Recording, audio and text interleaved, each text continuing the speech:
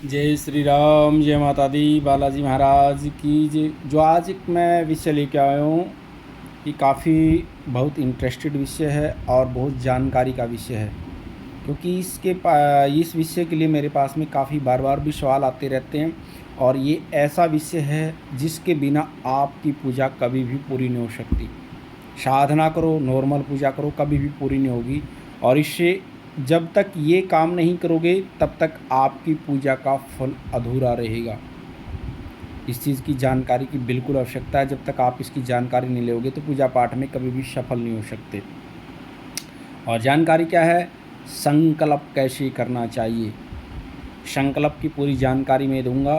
क्योंकि जब तक हम भगवान की कोई भी पूजा हो, पाठ हो, जप हो, व्रत हो, जितना भी हमने तप करना हो, जब तक आपका संकल्प नहीं होगा तब तक आपकी ये चीज़ें सारी अधूरी रहती हैं। संकल्प के माध्यम से ही सारी चीज़ आपकी पूरी हो पाएंगी। और संकल्प की पूरी जानकारी मैं आपको इस वीडियो में ज़रूर दूंगा। आप इस वीडियो को अंत तक ज़रूर देखना। और जिन्होंने चैनल को सब्सक्राइब नहीं किया वो चैनल को सब्सक्राइब करें, क्योंकि हमारा बालाजी दरबार लगता है। दरबार संबंधी जानकारी हो या फिर यंत्र मंत्र तंत्र पूजा पाठ ज्योतिष संबंधी जानकारी आपको चैनल के माध्यम से मिलती रहती है। और ऑनलाइन पूछा लेनी है तो भी आप दरबार के व्हाट्सएप नंबर पर जानकारी लेकर के ऑनलाइन दरबार से पूछा ले सकते हैं। और सबसे पहले शुरुआत करते हैं, पूजा पाठ संकल्प के बिना अधूरा क्यों रहता है। क्या कमी है हमारी पूजा पाठ में। जब हम पूजा करते हैं या साधना करते हैं, मंत्र जप करते हैं, तो उसका फल क्यों नहीं मिल पाता हमारे को। कारण क्या है, संकल्प कैसे करना चाहिए और संकल्प क्यों ज़रूरी है। सबसे पहले हम संकल्प करने के लिए हाथ में जल लेंगे। और जल लेने के बाद में भगवान विष्णु का 3 बार हमने स्मरण करना चाहिए। ओम श्री विष्णवे नमः, ओम श्री विष्णवे नमः, ओम श्री विष्णवे नमः। इस तरह से भगवान विष्णु का स्मरण करना चाहिए। जैसे हम लोग संकल्प बोलते हैं, वो विधि पूर्ण रूप से बोलते हैं, वो तो आप सब लोग इस चीज़ को नहीं बोल पाओगे। मैं एक सूक्ष्म रूप से जो हम संकल्प करते हैं उसी की आपको जानकारी दूंगा, सूक्ष्म रूप से जो कर सकते हैं आप, क्योंकि पूर्ण रूप से तो आप उस चीज़ को पूरा बोल नहीं पाओगे। भगवान विष्णु का 3 बार स्मरण कर लिया, उसके बाद आपने अपना नाम बोलना है, उसके बाद अपना गोत्र बोलना है, उस दिन तिथि क्या होती है, उस दिन वार क्या होता है। और यदि हम जैसे पूरा बोलते हैं उसमें नक्षत्र वार, तो ये सारी चीज़ें काफ़ी चीज़ बोलनी पड़ती हैं। और उसके बाद आपने संकल्प में बोलना है मनोकामना। आप किस मनोकामना को लेकर संकल्प कर रहे हो। जैसे आप भगवान शंकर की साधना करना चाहते हो, माँ भगवती की साधना करना चाहते हो, माँ काली की करना चाहते हो, भैरवनाथ की करना चाहते हो, किसी की भी साधना करना चाहते हो, या फिर आप शक्ति प्राप्त करने के लिए साधना कर रहे हो, या फिर किसी मनोकामना को लेकर के साधना कर रहे हो, तो वो आपने संकल्प में बोलना है। बाबा मेरी ये मनोकामना है और मैं 11 माला का इस मंत्र का जाप कर रहा हूँ। मंत्र भी बोलना अपने संकल्प में। मंत्र नहीं बोल सकते तो कोई बात नहीं, लेकिन संकल्प में ये बोलना 5 माला इस मंत्र की जाप कर रहा हूँ। ज़रूर मंत्र का बोल करके फिर आगे 5 माला करनी है, 11 माला करनी है या ज़्यादा करनी है। आपने संकल्प में बोल करके मेरी मनोकामना है और मैं इसमें शक्ति प्राप्त करना चाहता हूँ, या फिर हमारे को घर बनाने की है, गाड़ी लेने की है, बच्चे को पास करवाने, कोई भी मनोकामना है, जितनी भी आपने जप करना है, किसी भी देवी का हो, देवता को, पीर का, फ़कीर का, उसका नाम लेकर के संकल्प में बाबा मैं जैसे 11 हनुमान चालीसा के पाठ कर रहा हूँ, और मुझे के ऊपर कृपा करना, मुझे सद्बुद्धि प्राप्त करना, मेरे को विद्या प्राप्त करना, बल प्राप्त करना, बुद्धि प्राप्त करना। 11 हनुमान चालीसा का मैं पाठ कर रहा हूँ, आप मेरे ऊपर कृपा करना। कर्माहम करिष्यामहे, भाई ये कर्म कर रहा हूँ मैं।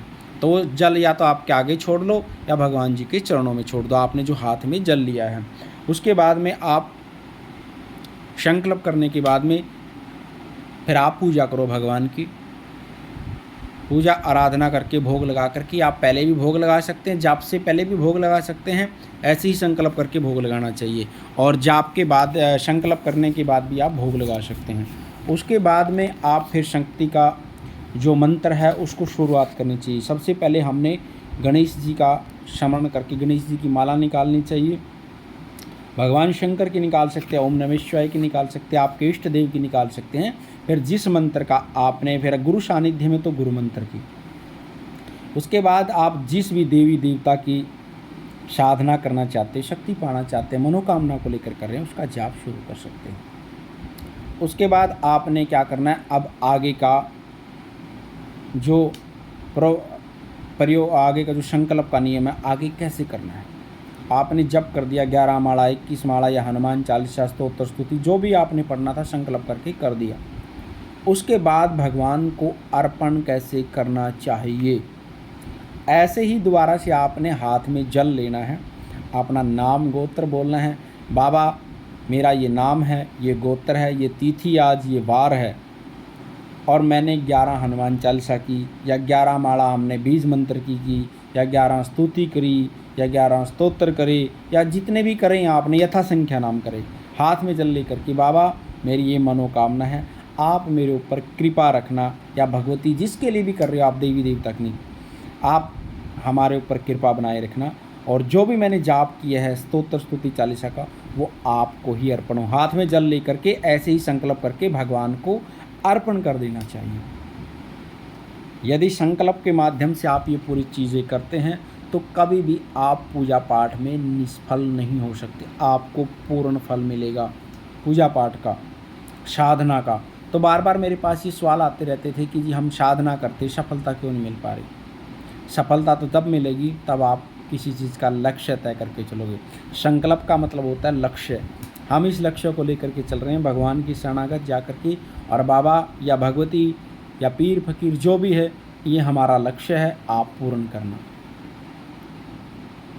यदि आपको वीडियो अच्छी लगी, जानकारी अच्छी लगी, वीडियो को लाइक करना, शेयर करना, कमेंट करना, वीडियो में जय माता दी जरूर लिखना। माँ भगवती और बाबा की कृपा आपके परिवार पर बनी रही।